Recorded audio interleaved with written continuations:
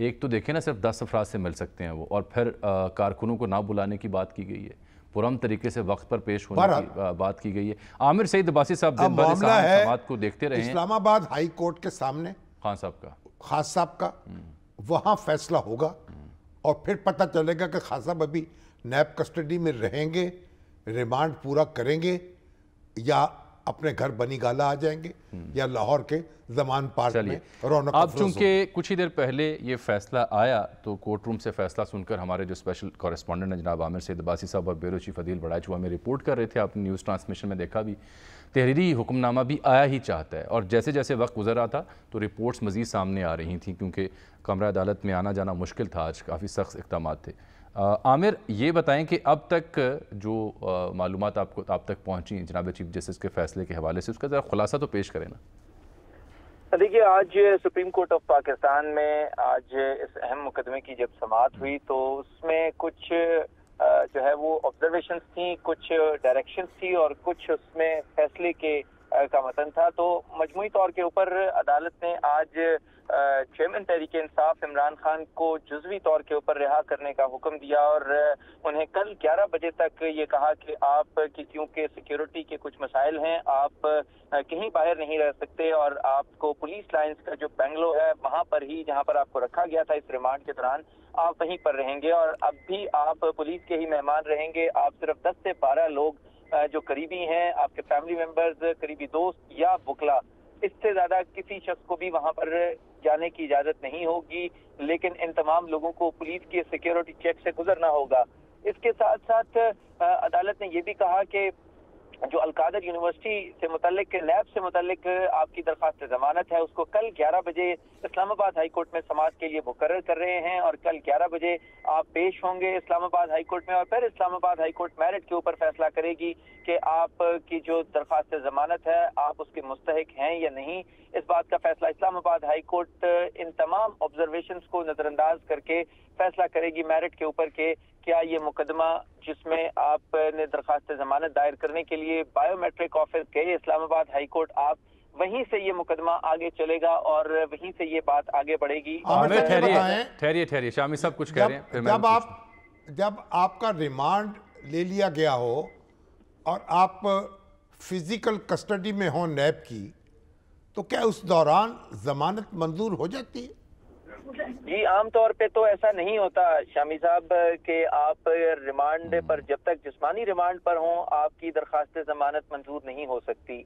लेकिन क्योंकि यहाँ पर मामला जो चैलेंज हुआ वो गिरफ्तारी के इख्तियार और फिर गिरफ्तारी के तरीकाकार को चैलेंज किया गया, लिहाजा बुनियाद जो थी इस पूरे रिमांड की या नैब की गिरफ्तारी की वो वारंट गिरफ्तारी था जिसकी एग्जीक्यूशन की गई और उस पर अमल दरामद करते हुए जिस तरीके से गिरफ्तारी की गई उस तरीकाकार को चैलेंज किया गया और इसी पर सवाल उठाया जनाब चीफ जस्टिस ने और जस्टिस अतर मिनल्लाह ने, और ये कहा मगर नैब कोर्ट जो है उसने जो 8 दिन के लिए उनका रिमांड दिया था वो हुक्म अभी मौजूद है या साकत हो गया?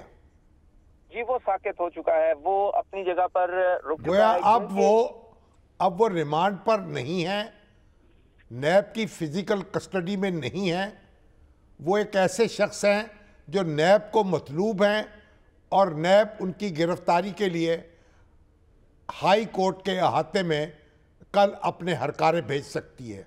यही बात ये सबसे आम नुकता ये उठाया जी शामी साहब। इस सारी सूरत हाल में सुप्रीम कोर्ट ऑफ पाकिस्तान ने 2 प्रिंसिपल्स को सेट कर दिया है। पहला ये कि जब भी कोई मुल्जिम कोई भी हो, वो जब वो अपने आप को सरेंडर करने के लिए अदालत की तरफ आ रहा है या अदालत के प्रेमिसेस में भी इवन पहुंच चुका है, तो कोई भी कानून नाफिज करने वाला इदारा उसको गिरफ्तार नहीं कर सकेगा अनटिल और अनलेस के उसके मुकदमे पर अदालत कोई मुनासिब हुक्म जारी ना कर दे, जब तक या जमानत मंजूर कर ले या जमानत खारिज कर दे। उसके बाद कानून नाफिज करने वाला इदारा, वो पुलिस हो, FIA हो, नैब हो या कोई भी हो, वो उसके बाद उस पर एक्शन ले सकता है। एक तो इस प्रिंसिपल को सेट किया गया। दूसरा, जो ये कानून नाफिज करने वाले इदारे अहाता अदालत में कोई भी कार्रवाई करते हैं या एक्शन लेते हैं या कोई मूवमेंट करते हैं इवन, उसके ऊपर भी प्रिंसिपल सेट किया गया कि वो registrar of the concern high court उसकी इजाजत के बगैर कोई एक्शन नहीं कर सकते। इसके ऊपर भी सुप्रीम कोर्ट ऑफ पाकिस्तान ने हमेशा के लिए ये प्रिंसिपल सेट कर दिया है कि कोई भी कानून नाफिज करने वाला इदारा अहाता अदालत में कोई एक्शन नहीं कर सकेगा। वो फोर्सेस की मूवमेंट हो, वो फोर्स लगाने का हो या किसी भी तरीके से वहां पे मूवमेंट हो, वो नहीं कर सकेगा। मगर आमिर साहब आज जो सुप्रीम कोर्ट ने हुक्म दिया, हमने जब ये वादी जो है सहाफत की उसमें कदम रखा था और उस वक्त ये एक मामूल की बात थी कि अदालत के अहाते से पुलिस किसी शख्स को गिरफ्तार नहीं कर सकती थी। जब वो अदालत के बड़े दरवाजे के बाहर आता था तो फिर उसको गिरफ्तार किया जा सकता था। यानी ये आहिस्ता आहिस्ता हमने बहुत सी रवायात जो हैं उनको ख़त्म कर दिया है और ख़ुद अपने लिए भी मुश्किलात पैदा कर ली हैं। यही इसी वजह से तो यहाँ तक पहुँचे हैं। ये अदालत के एहतराम का ये तकाजा है कि उसकी हदूद में किसी शख्स को भी गिरफ्तार ना किया जाए। ये एक बिल्कुल एक असूल की बात समझी जाती थी, इस पर कोई दो राय हो नहीं सकती थी। लेकिन आज देखें ना, इसके ऊपर फैसला देना पड़ा। फैसला आ गया। इस हद तक डिटेरिएशन हुई नहीं, हम इस निज़ाम में, सिस्टम में, कि आज उन्हें इस पर फैसला देना पड़ा। हमने वकीलों ने, हुकूमतों ने, मुल्ज़मों ने और फिर जो एहतसाबी अदारों ने मिलजुल करना, ये सारे मामलात जो हैं इनको खल्त मल्त कर दिया है। अच्छा आमिर, अब सबसे आम नुक्ता इसके आगे ये भी है, उसकी डिटेल ज़रा नाज़रीन को बताएं कि जो इमरान खान साहब का और जनाब चीफ जस्टिस का मुकालमा हुआ, उसका ज़रा खुलासा सुनाएं। जी, दो अहम डेवलपमेंट्स हुई। इस जो रिलीफ मिला इमरान खान को, उसके साथ साथ दो अहम डेवलपमेंट्स भी हुई। एक डेवलपमेंट तो ये हुई कि जो इमरान खान की गिरफ्तारी के बाद एक हंगामे फूट पड़े और जो प्रोटेस्ट हुए, उसके ऊपर भी अदालत ने कहा कि चीफ जस्टिस ने कहा कि देखिए खान साहब, हम एक गरीब मुल्क हैं और हमारा मुल्क ऐसे किसी इंतशार का मुतहम्मिल नहीं हो सकता जहां पर यूं किसी भी मामले के ऊपर एहतजाज के नाम के ऊपर तोड़ फोड़ शुरू कर दी जाए, सरकारी और निजी इमलाक को नुकसान पहुंचा दिया जाए।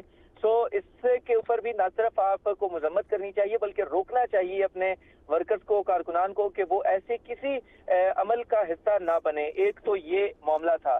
और साथ में जस्टिस अतर मिनल्ला ने जब इमरान खान ने कहा कि मेरे खिलाफ एक series of registration of FIR की गई, मुकदमात दर्ज किए गए, दहशतगर्दी, तोड़ फोड़ मुकदमात का इंदराज, इसके अलावा बगावत, गद्दारी, करप्शन, हर किस्म के मुकदमात दर्ज किए गए। तो ये जो रिएक्शन था ये उसकी वजह से हुआ। तो इस मौके पर जस्टिस अतर मिनल्ला ने फिर उन्हें याद करवाया कि खान साहब, आपकी जो दौरे हुकूमत था तो मैं इस्लामाबाद हाई कोर्ट का चीफ जस्टिस था और उसमें भी संगीन खिलाफ वर्जियां होती रही वहां पर ह्यूमन राइट्स की, आपके दौरे इक़्तिदार में भी, और हम उनको पॉइंट आउट भी करते रहे, लेकिन आपने कभी कोई तवज्जो नहीं दी। और उसके बाद जब नैब कानून तब्दील हुआ, ऑल्दो के उसमें आपके लिए बहुत सहूलतें हैं, उन्होंने कहा कि हालांकि मुखालफत की उन्होंने इस कानून की और चैलेंज कर रखा है। उन्होंने कहा कि आपने तो इसको चैलेंज कर दिया सुप्रीम कोर्ट में, लेकिन आपको नहीं मालूम कि आपसे पहले लोग नैब के जो ड्रैकोनियन लॉ है उससे किस किस जबर से गुजरे हैं और किस किस तकलीफ से गुजरे हैं।